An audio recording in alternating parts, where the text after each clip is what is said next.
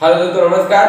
हमारा channel teach your study में आपका स्वागत है। तो दोस्तों, आज के मैं इस वीडियो में लाया हूँ एम्फैटिक सेंटेंस। एम्फैटिक सेंटेंस आप कैसे बनाते हैं।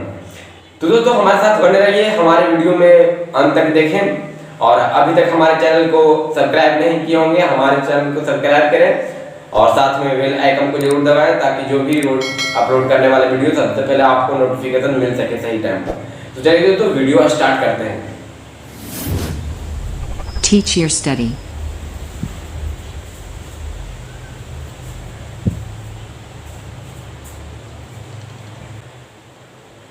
तो दोस्तों, सबसे पहले एम्फैटिक सेंटेंस। एम्फैटिक सेंटेंस का मतलब होता है जोरदार वाक्य। क्या होता है दोस्तों? जोरदार वाक्य। अब जान लीजिए कि एम्फैटिक सेंटेंस क्या है, किसको बोलते हैं। तो दोस्तों, एम्फैटिक सेंटेंस जो रहता है, कभी कभी ऐसा वाक्य रहता है, वो आ जाता है कि जिसपे जोर देना पड़ता है। जोर देना पड़ता है, जिस बात को जोर से बोलते हैं, जोर देकर बोला जाता है, इसी को हम जोरदार वाक्य कहते हैं। सबसे पहले हम बात करते हैं सिंपल प्रेजेंट टेंस की। तो सिंपल प्रेजेंट टेंस की सबसे पहले हम बात करते हैं। तो सिंपल प्रेजेंट टेंस की जो हमारा हेल्पिंग वर्ब होता है, हेल्पिंग वर्ब जो होता है वो हमारा होता है डू और डज होता है।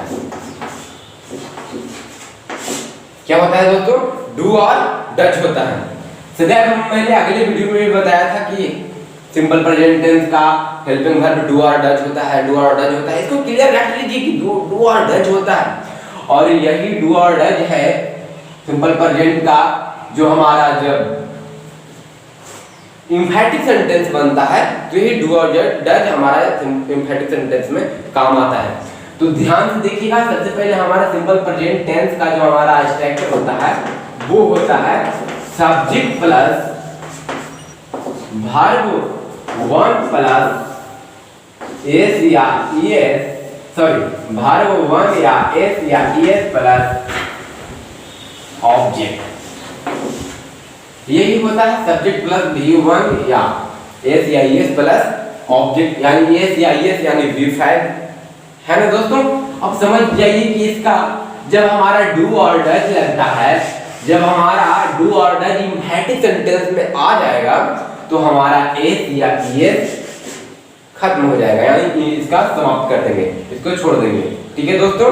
जब हम जैसे में देख लीजिए एम्फैटिक सेंटेंस का जो स्ट्रक्चर हो गया वो हो गया सब्जेक्ट प्लस डू या does plus V1 plus object. तो दोस्तों, डू और डज है जो हमारा ये लग जाता है स्ट्रक्चर में, लगा देने के बाद हमारा वर्ब वन हो जाता है। वर्ब वन डू और डज को जब हम स्ट्रक्चर में यहाँ पे रख दिए, तो यहाँ पे डू और डज के बाद हमारा वी5 यूज नहीं होता है, वर्ब फर्स्ट फॉर्म आ जाता है। आप देख लीजिए, जैसे हमारा एक एग्जांपल है सिंपल प्रेजेंट टेंस में, मैं घर जाता तो हूं, मैं घर जाता तो हूं। जोर दे के बोलिए जरा, मैं घर जाता तो हूं, मैं घर जाता तो हूं।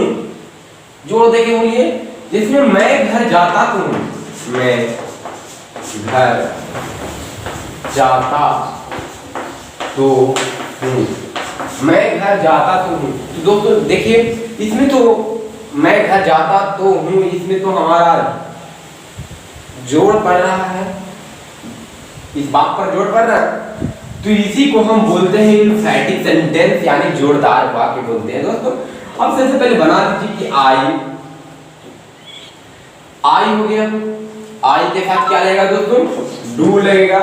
डू के साथ जो भी हमारा रहेगा वो हमारा फर्स्ट डू और या डज को भी रहेगा, दोनों में से। तो हमारा वर्ब का फर्स्ट फॉर्म यूज करना है, यानी वो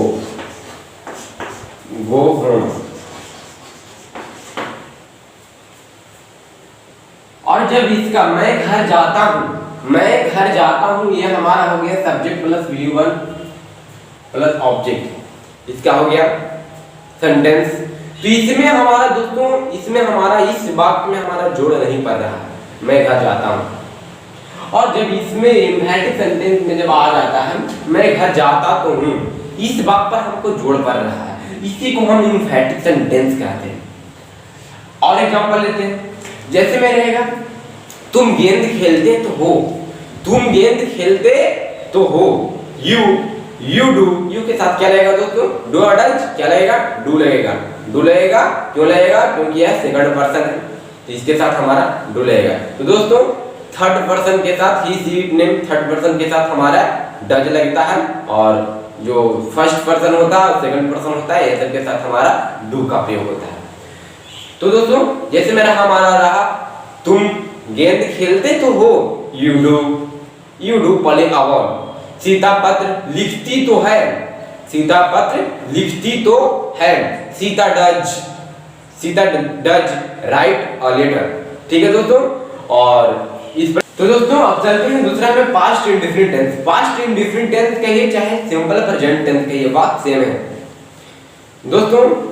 अब पास्ट इंडिफरेंट टेंस का जो हमारा हेल्पिंग वर्ब, इसका हेल्पिंग वर्ब क्या होता है, क्या होता है दोस्तों, पास्ट इंडिफरेंट टेंस का जो हमारा हेल्पिंग वर्ब होता है वो होता है डीड होता है। क्या होता है, डीड होता है, इसका हमारा हेल्पिंग वर्ब डीड होता है। और हम बताएं कि डीड और डू और डज और डीड के साथ हमारा जो भी अगर वर्ब आएगा इसका, तो हमारा इसके बाद हमारा वर्ब V1 आएगा। क्या आएगा दोस्तों, V1 आएगा, यानी फर्स्ट फॉर्म आएगा। तो देख लीजिए हमारा इसका हमारा जो हेल्पिंग वर्ब होता है वो होता है डीड होता है, और इसका जब स्ट्रक्चर पास्ट इंडिफरेंट टेंस का जो हमारा स्ट्रक्चर होता है वो होता है subject plus V2 plus object, V2 plus object, यानी वर्ब का दूसरा फॉर्म। जब यहाँ पे वर्ब का दूसरा फॉर्म है तो हम जब एम्फैटिक सेंटेंस में जब स्ट्रक्चर करेंगे तो यहाँ पे हो जाएगा सब्जेक्ट प्लस डीड, और डीड के साथ वर्ब हमारा वन हो जाएगा, वर्ब वन प्लस ऑब्जेक्ट। देखिए दोस्तों हमारा ये हो गया subject plus did plus verb one plus object. इसमें जब एक एग्जांपल लेते हैं कि इसमें क्या होगा एग्जांपल,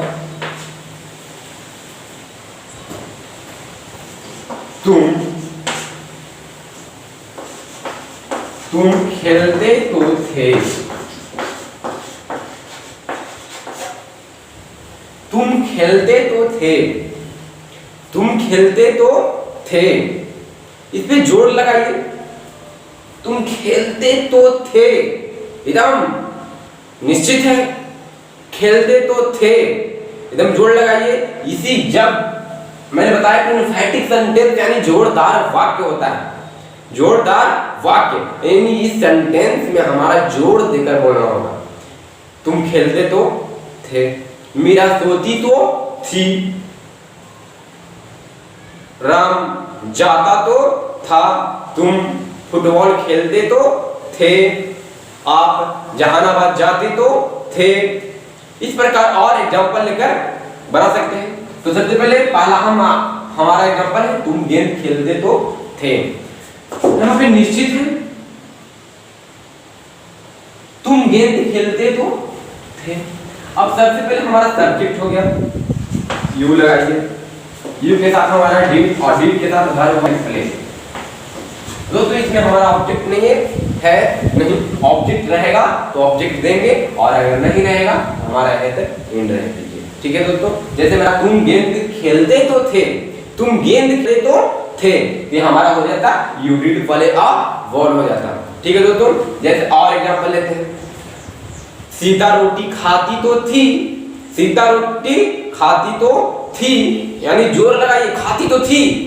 मान लीजिए सीता रोटी खाती तो थी, अब है जो मान लीजिए कि वह उसका रोटी पसंद ना आकर अब भात पसंद आने लगा, चावल खाने का मन करता है। ठीक है,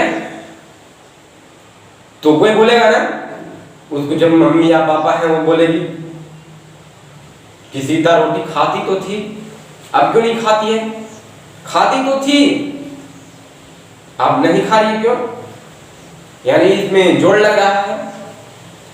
तो इसी को हम एम्फैटिक बोलेंगे, यानी वर्ताव बनाएंगे इसका, सीता रोटी खाती तो थी, सीता डिड ईट ब्रेड। ठीक है, और राम घर जाता तो था, Ram Ram did go to go home, Ram did go home.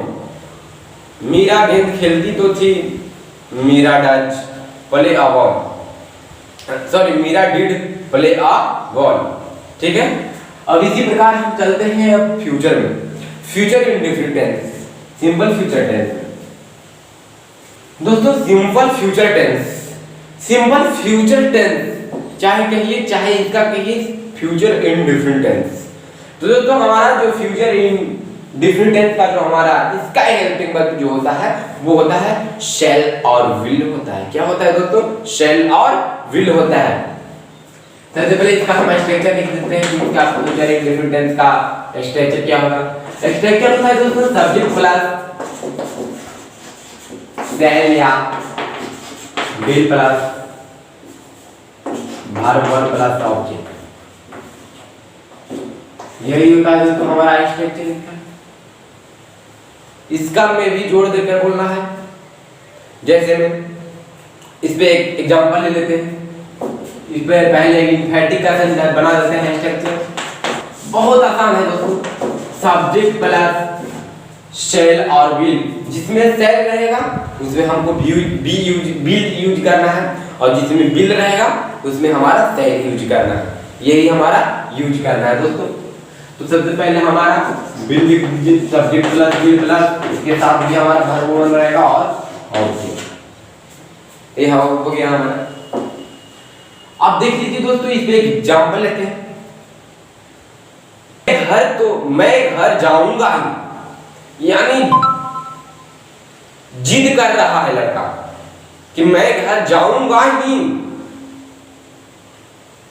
अगर पापा बोल रहे हैं नहीं बेटा आज नहीं जाएगा तुम, बोल रहा है नहीं पापा मैं घर जाऊंगा ही, मुझे मन नहीं लग रहा है, मैं घर जाऊंगा ही, इसमें जोर पड़ रहा है। तो इसका होगा क्या, जैसे हम एग्जांपल ले लेते हैं, मैं घर जाऊंगा ही, सीता रोटी खाएगी ही, मैं दूध पीऊंगा ही, वह क्रिकेट खेलेगा ही, मीरा पत्र लिखेगी ही, मैं घर जाऊंगा ही, है ना।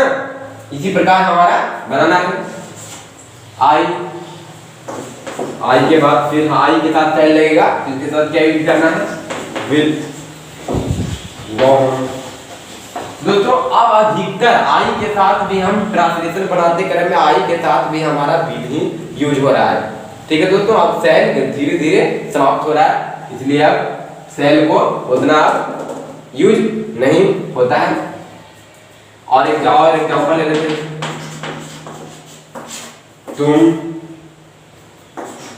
तुम पत्र लिखोगे,